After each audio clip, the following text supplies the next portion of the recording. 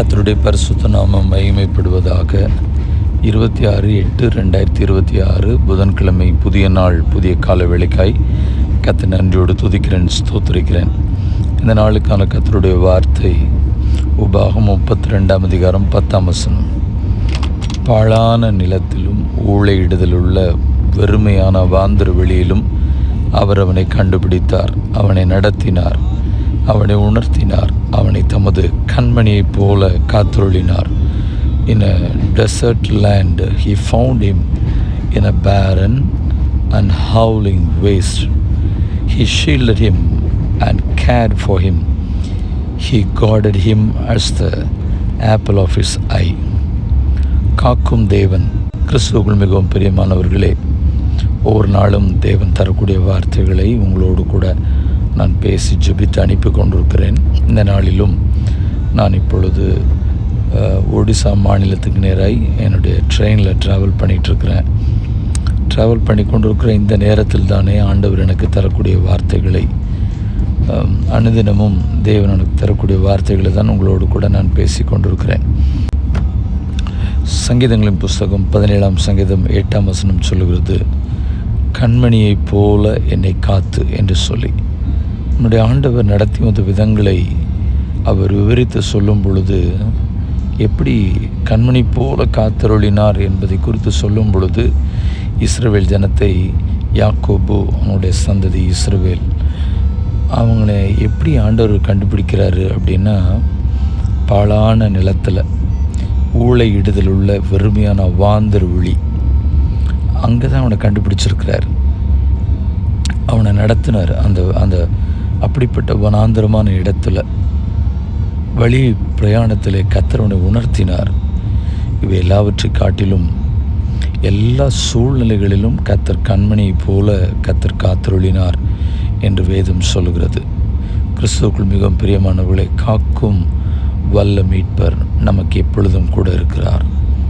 சங்கீதம் 78ஆம் சங்கீதம் 52ஆம் வசனம் சொல்கிறது, தம்முடைய ஜனங்களை ஆண்டவர் ஆடுகளைப் போல புறப்பட பண்ணி அவர்களை வனாந்திரத்திலே மந்தை போல் கூட்டி கொண்டு போய் என்று வசனம் சொல்கிறது. ஒரு மேய்ப்பன் தன்னுடைய ஆட்டை எவ்விதமாய் பராமரித்து அன்பு செலுத்தி அக்கறையோடு கூட கரிசனையோடு கூட நடத்துகிறானோ, ஆண்டவர் சொல்கிறார், நானும் அவ்விதமாகத்தான் உன்னை நான் நடத்தி இருக்கிறேன் என்று கர்த்தர் சொல்கிறார். கர்த்தருடைய பரிசுத்த நாமம் மகிமைப்படுவதாக.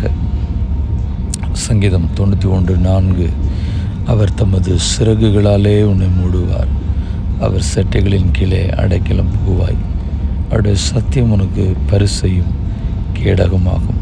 ஆம் பிரியமானவர்களே, காக்கும் தேவன் பாதுகாப்போடு கூட நடத்துகிறார், சிறகுகளின் கீழே மறைக்கிறார். வழி பயணங்களிலே நம்மை மூடி மறைத்து காக்கும் தேவன் நம்மோடு கூட இருக்கிறார். அவருடைய பாதுகாப்பை குறித்து ஏசாயா 43ஆம் அதிகாரம் 2ஆம் வசனம் சொல்கிறது, நீ தண்ணீர்களை கடக்கும் போதும் நான் உன்னோடு கூட இருப்பேன், நீ ஆறுகளை கடக்கும் போது அவைகள் உன்மேல் புரளுவதில்லை, நீ அக்கினியில் நடக்கும்போது வேகாதிருப்பாய், அக்னி ஜுவாலை உன் பேரில் பற்றாது. தேவனுடைய பாதுகாப்பு, அது அழிவோ ஆபத்தோ நாசமோசமோ விக்கினமோ அக்கினி சூளையோ எல்லாவற்றிலும் ஆண்டவர் காக்கிறார். சங்கீதம் 23:3-4 சொல்கிறது, அவர் என் ஆத்துமாவை தேற்றி தம்முடைய நாமத்து நிமித்தம் என்னை நீதியின் பாதைகளில் நடத்துகிறார். நான் மரண இருளின் பள்ளத்தாக்கிலே நடந்தாலும் பொல்லாப்புக்கு பயப்படேன், தேவர் என்னோடு கூட இருக்கிறீர், உமது கோலும் உமது தடியும் என்னை தேற்றும். ஆண்டவர் தொடர்ந்து உங்களை பாதுகாப்பாய் வழி நடத்தி இன்றைக்கு முழுவதும் செய்கிற காரியங்கள் எல்லாவற்றிலும் தேவன் கூட நடத்தி தருவாராக. கண்களை மூடி தேவ சமூகத்தில் ஜெபிப்போம். பரிசுத்தமுள்ள நல்ல தேவனே, இந்த ஆசீர்வதிக்கப்பட்டதான இந்த புதிய நாள், புதிய கால வேளைக்காய் கர்த்தரை துதிக்கிறேன், ஸ்தோத்திரிக்கிறேன்.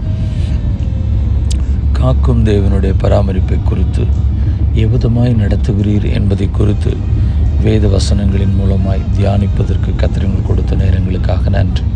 இந்த வார்த்தை கேட்கிற ஒவ்வொரு தெய்வ பிள்ளைகளையும் ஆசீர்வதியும். நீர்களை காத்து பராமரித்து அன்பு செலுத்தி ஆதரித்து அரவணைத்து நடத்த உங்களுடைய கரங்களுக்குள்ளே கொடுத்து ஜெபம் பண்ணுறோம். ஹல்லேலூயா. தேவனுடைய வழிநடத்தலை உம்முடைய ஜனங்கள் எப்பொழுதும் அனுபவிக்க உணர கிருபை பாராட்டும். தேவ சமாதானம் உம்முடைய ஜனத்தோடு கூட இருக்கட்டும். ஆண்டவரே, பகலின் வெயிலோ இரவில் நிலவோ எதுவும் உங்களை சேதப்படுத்தாதபடி அவற்றுக்கும் விலக்கி மறைத்து உம்முடைய கண்மணி போல் காத்தருட பிதா குமாரன் பரிசுத்தாவி நாமத்தினாலே ஜெபித்து ஜெபத்தை ஏறெடுக்கிறோம். எங்கள் பரிசுத்தமுள்ள நல்ல பிதாவே, ஆமென். வாழ்த்துக்களுடன் ஜெபங்களுடன் pastor Jebadas. WhatsApp 934-5353-730. May Jesus bless you all. ஆமென். நேற்று கேள்வியும் பதிலும். நீ அவளுக்கு எதிர்கொண்டு ஓடி நீ சுகமாக இருக்கிறாயா? யார் யாரிடத்தில் சொன்னது அல்லது கேட்டது?